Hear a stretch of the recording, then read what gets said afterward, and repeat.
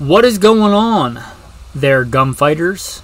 Saddle up for Gunfighter Life, the podcast where we talk about guns, gunfighting, tactics, the right way, with God Almighty at the center, Judeo-Christian values, and real-world first-hand experience. I am humbled and blessed to be your host today, Michael Milito.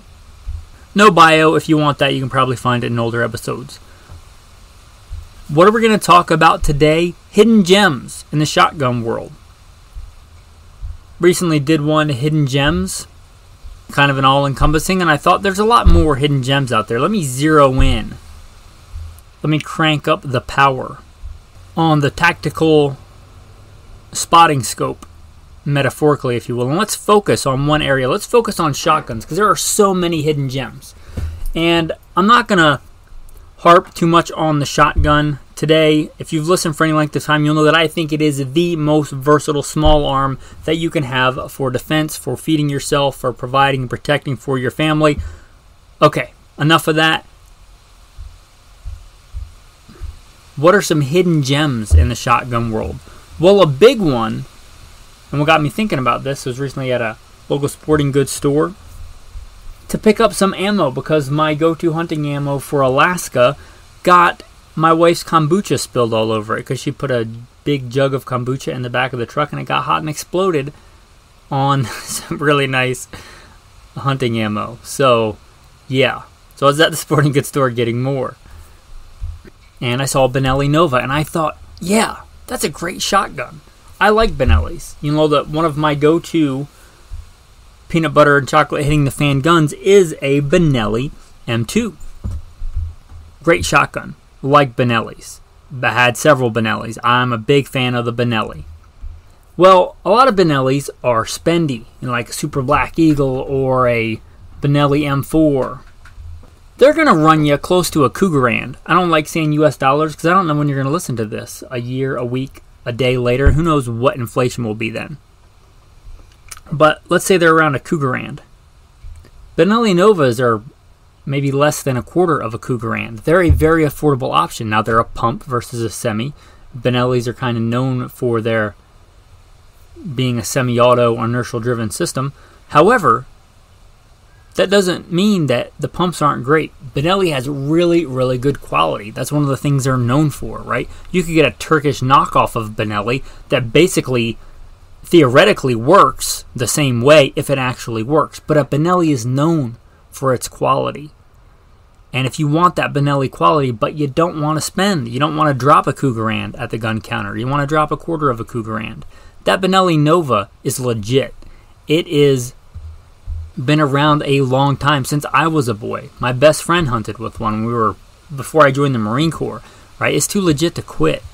The Benelli Nova and Supernova, they're an awesome, awesome option. They're affordable, and unlike a lot of guns that are made in Turkey now, which is nothing, I mean, I'm not saying that all Turkish shotguns are bad, but I'm saying they're not a Benelli. They're not a Benelli. And if you can get a good Benelli pump shotgun for that kind of money, why not? And I really love the Remington 870s. If you can find an older used one for a good price, a good buy. But I can't in good conscience recommend the new Remingtons post-bankruptcy. I tried. As soon as they came out with the 870, I bought one and I thought, this is great. I have a lot of experience running professionally the Remington 870. And I got it, and it didn't run. Right? Brand new. Just was not reliable. So I can't in good conscience recommend them. So you're left with kind of Mossberg, or if you want a good pump shotgun, for about the same price, you could get a Benelli Nova. It's a good option. That Benelli Nova really is, I think, overlooked a lot. Now, they make the kind of all-around shotgun, which if you're looking for an all-around shotgun, I would recommend. They also make the more tactical versions, and they come with really good sights and really good setup. So if that's more your thing, they make those as well. And it's a good, reliable system with that Benelli quality. There is another, the Winchester SXP. Now, When I say the Winchester SXP, you might think, oh, there's a good American option pump shotgun. And I would say, negative. It's not. It says Winchester on the side, but it's made in Turkey. And again, not all Turkish imports are bad. And I'd say this is one of the better ones because it does have the Winchester name behind it, even though it's not made by Winchester, right? It's made in Turkey and they stamp their name on it, which I'm kind of against, right? But there are tons of different Turkish manufacturers under different names and different importers coming in all the time with different variants.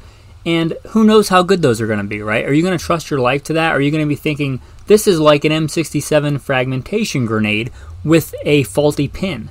Like, it might be fine, but at some point it might come apart and explode in my hands.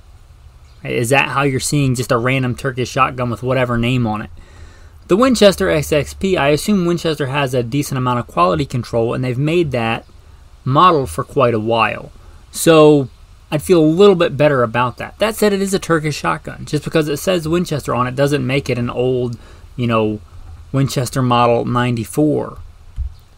Made with American Pittsburgh steel and American walnut and American testosterone and grit workmanship. It's not that. It's a Turkish-made gun they put the Winchester name on. But that doesn't make it a bad shotgun. That also would go in here for the hidden gems. They're not a bad shotgun, often overlooked compared to that. But I'll be honest, and it saddens me to say, I would take a Winchester SXP, I think, made in Turkey, over an American-made brand new Remington 870. It just is, right? I support American-made stuff, I really do, and I try to, but if my life or other people's lives depend on it, I'm not going to take a piece of junk just because it's made in America. It's got to be serviceable. And I would probably, I think, trust an SXP made in Turkey over an American-made 870, at least a new one. At least from my experience. Maybe they'll fix that. I don't know.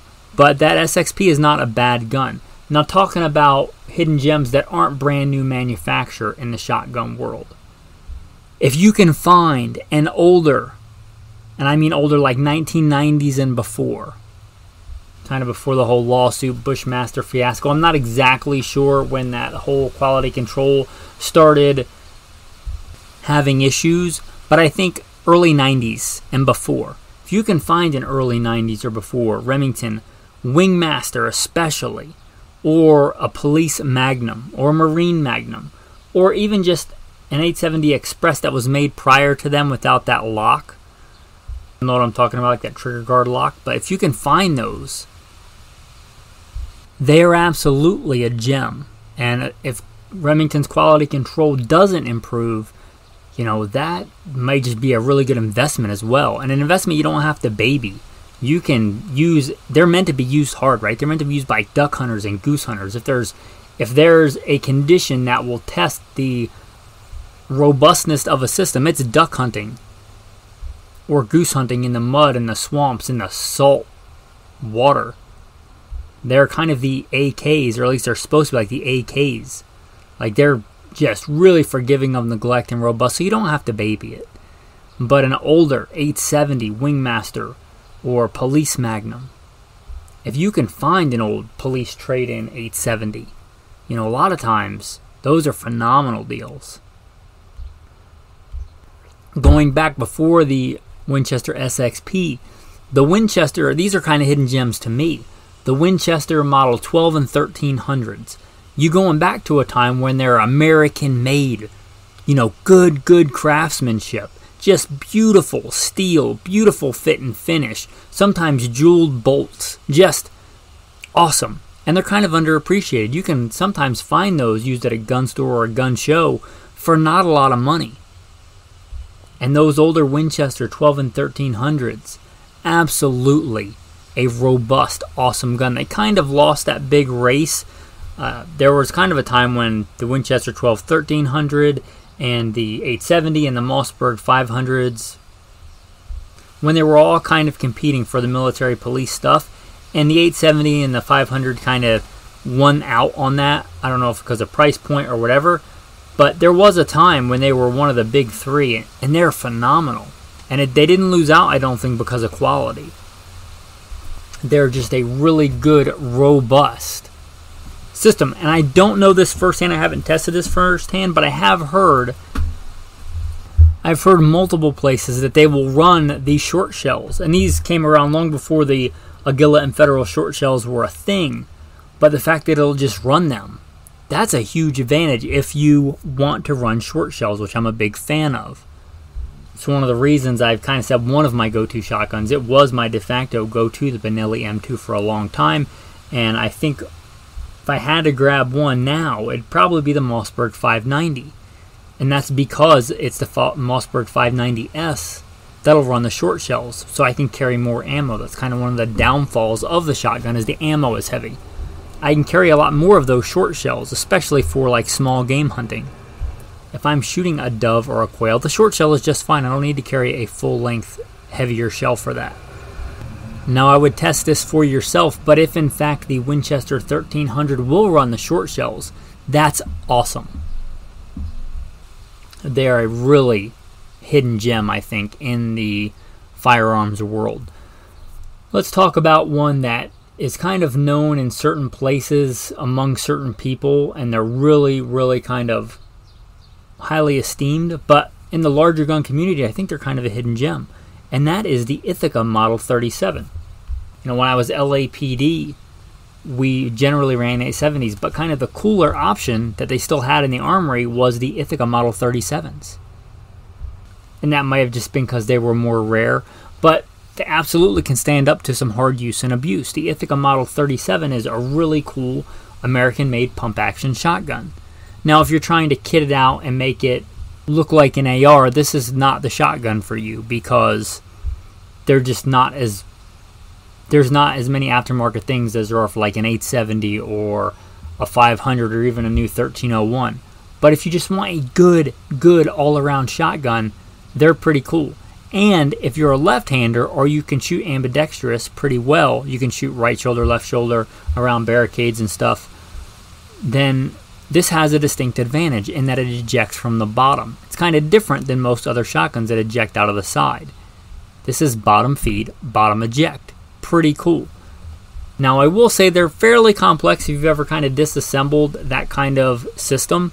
There's a lot going on in there, but they don't tend to have problems to need to be taken apart. I would surmise there are probably plenty of those kicking around in, you know, the older generation's hands that have maybe never been completely disassembled, maybe just field stripped and cleaned, and they're still running.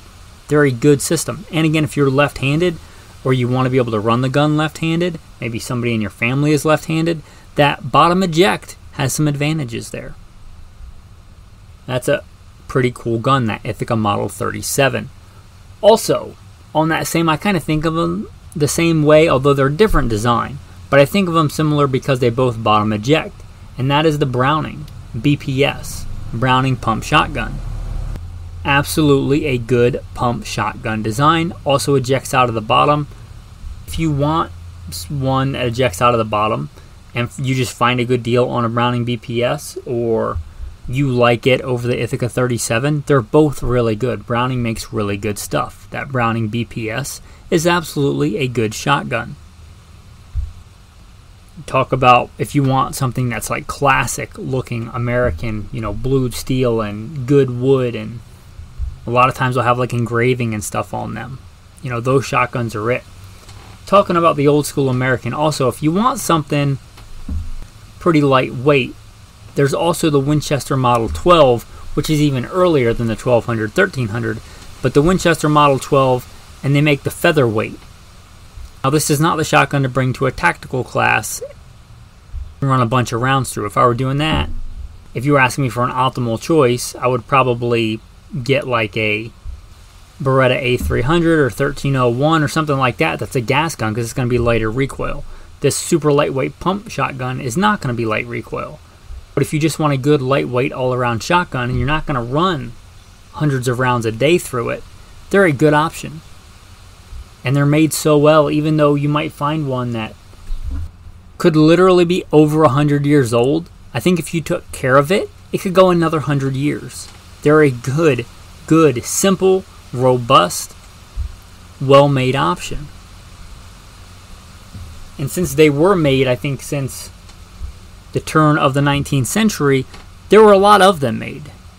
Especially if you find one that's a little beat up and stuff like that. If you're not getting it for a collector but a lightweight, hard-used shotgun, then they're not probably as expensive as they should be for what you're getting, for the amount of quality and American, old kind of American craftsmanship that you're getting. I think they're a hidden gem. Anyway, I'm not one to just ramble on to make content. This is a shorter episode, but I think I've made my point and given you some good options for hidden gems in the shotgun world. Tactical tip of the day. You may be familiar with, if you're talking about the more tactical world of shotguns, the Match Saver. It's kind of a hard plastic or Kydex. I don't know exactly what molecular makeup those things are, but you get the idea, and it holds a shotgun shell right in front of the chamber that you can grab and throw into the chamber if you just need that one round. Used a lot in the more dynamic of the shooting sports, like 3-gun or some of the outlaw matches, things like that.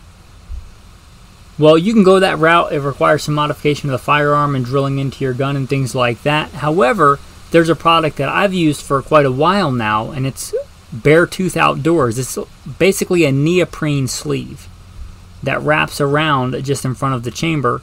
Now, I don't think it would work on a pump shotgun because that reciprocates, right? But on a semi-auto like my Benelli M2, I can strap that on there if I want it on there, and that's kind of my all-around shotgun. I use it for hunting. I'll use it for defense. I've got 2 different barrels depending on how I want it configured.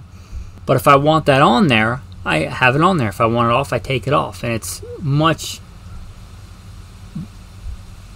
more of a temporary option. I'm not saying it's better than that Match Saver option, but I'm saying if you want to try that concept out and you don't want it to be permanent and you don't want to drill into your gun, that Bare Tooth Outdoors is like a neoprene sleeve that'll hold a round right in front of your chamber. Pretty cool thing.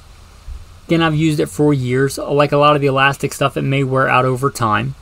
But anyway, it's a good product. I don't often recommend products on the tactical tip, but that's more of a technique, and that's a product that'll let you do it, other than the more well-known, I think, one of the Match Saver. Good products, both of them. But for that, like 1-round emergency reload in the shotgun, it's a good thing to have. Also, a lot of times, I'm a big fan of the shotgun, and people often ask, what's a super tactical way that you carry your shotgun loadout? Well, a lot of times, it's a haversack. It's literally a haversack. I have one that was kind of made for upland game and hunting. Mine is felt. It's really soft, which makes it really quiet. I use it quite a bit. Use it for foraging, use it for holding shotgun shells, but I literally throw it around like a bandolier. It's super easy, convenient to get to. It's fairly fast. It'll hold probably 2 boxes of shells, so that's not what I normally do. And it's easy and handy. If I got a pack, I can wear it with the pack. If I don't have a pack, I can wear it without it. I don't need a vest. I don't need to be wearing a war belt. I can do it with any or none of the above. If you want a good option for that, a lot of the countries in the Cold War had what were called bread bags. I see Polish, Czech, Austrian bread bags. Basically the same thing. It's just like a haversack.